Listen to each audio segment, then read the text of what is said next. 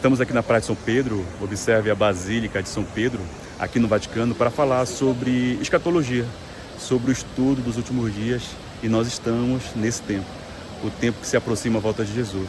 E nós iremos aproveitar esse contexto, o contexto romano, porque afinal de contas o Vaticano, ele é proveniente do antigo Império Romano. E nós iremos falar especificamente sobre a ferida mortal em uma das cabeças da besta que sobe do mar. Isso está onde? Em Apocalipse 13. Então, em Apocalipse 13, nós temos 3 informações referentes a esse tema. Nós temos a ferida mortal em uma das cabeças da besta, a cura dessa ferida mortal e a ferida mortal que foi promovida por uma espada. São as 3 informações que nós adquirimos lá em Apocalipse 13. E o nosso soberano Deus, o Deus de Abraão, de Isaac e de Jacó, nos dá entendimento complexo, mas ao mesmo tempo completo sobre esse tema, que envolve o Império Romano. Veja só, nós temos 3 principais abordagens sobre a consumação de profecias. Nós temos a abordagem preterista, que fala que a maioria das profecias se consumou no passado. Nós temos a abordagem historicista, que fala que as profecias se consumaram no transcurso da história. E nós temos também a abordagem futurista, que fala que as profecias, em sua maioria, irão se consumar no futuro. Então veja só a abordagem preterista. Na abordagem preterista nós temos o imperador romano, nós temos Nero como o sexto imperador romano. Ele tentou invadir Jerusalém e não conseguiu. Então aí está a ferida mortal, de acordo com essa visão, a visão preterista. Quando ele não consegue invadir e saquear Jerusalém, houve-se aí uma ferida na hegemonia imperial do Império Romano. Acontece que essa ferida ela veio ser curada no ano 70 contra o imperador Vespasiano, com a ajuda do seu filho, o general Tito. Eles conseguiram assolar, invadir Jerusalém. Ok? Essa é a visão básica, essa é a visão preterista. Nós temos também, basicamente, na visão historicista, a ferida mortal quando? Quando o Papa Pio VI, repito, foi preso por Napoleão Bonaparte. Ele foi preso por Napoleão Bonaparte. Nós observamos aí o quê? Uma ferida na hegemonia papal. Vale lembrar que o Vaticano, ele é proveniente do Império Romano. Então nós temos o Papa Pio VI, que foi preso pelo imperador Napoleão Bonaparte. Está aí consumada a ferida mortal na visão historicista.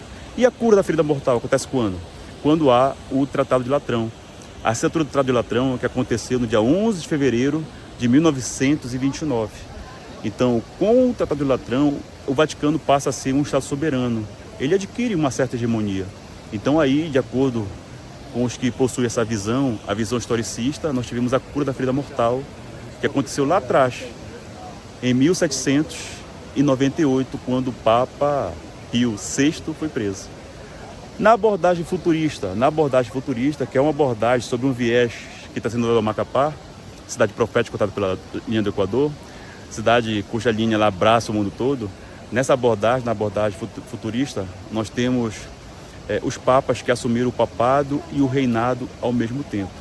Então, essa singularidade dos papas que assumiram o papado e o reinado ao mesmo tempo aconteceu a partir do Papa Pio XII, porque esse foi o primeiro papa a assumir o papado e o reinado ao mesmo tempo. E o sexto papa, o sexto papa assumiu o papado e o reinado ao mesmo tempo foi quem? Foi o Bento XVI. Acontece que o Bento XVI ele causou uma ferida na hegemonia de tradição papal. Por quê? Porque ele não deveria renunciar. Ele deveria, digamos assim, morrer para que depois viesse Francisco.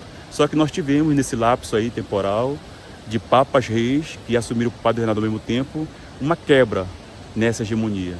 E aconteceu com a renúncia do Papa Bento XVI. E quando houve a cura da ferida? A cura da ferida aconteceu com a morte do Papa Bento XVI. Aí passou sim Francisco reinar de forma isolada, soberana, ok? É interessante que nas visões preterista, na visão historicista e na visão futurista, somente a futurista que dá a precisão, que foi na 6ª cabeça a ferida mortal, que foi no 6º Papa que assumiu o papado e o reinado ao mesmo tempo. Aí Francisco passa a ser o 7º. E o Leão XIV é o 8º rei lá de Apocalipse 17. Ele é o oitavo rei.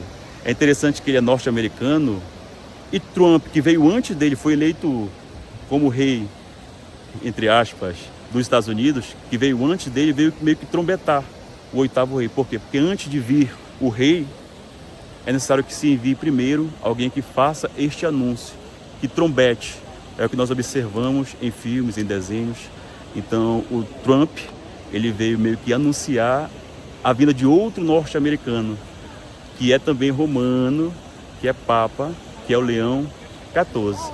E é interessante que a espada que feriu uma das cabeças da besta, conforme diz Apocalipse 13, ela é colocada somente de forma precisa na abordagem futurista.